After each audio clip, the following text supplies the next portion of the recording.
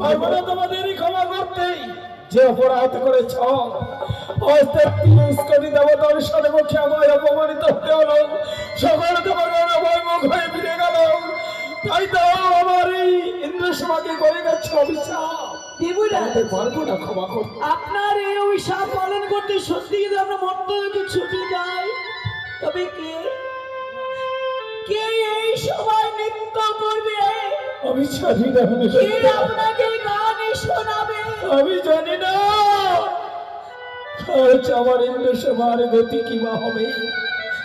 তাই যখন আমি সাবে করেছি অনুরোধ, তোমার এই এক বিন্দু তাই অপেক্ষা করে চলে না। তাই ইন্দ্রসভার মাঝে ইন্দ্রসভা পরিত্যাগ করে এই মুহূর্তে তোমরা চলে যাবে।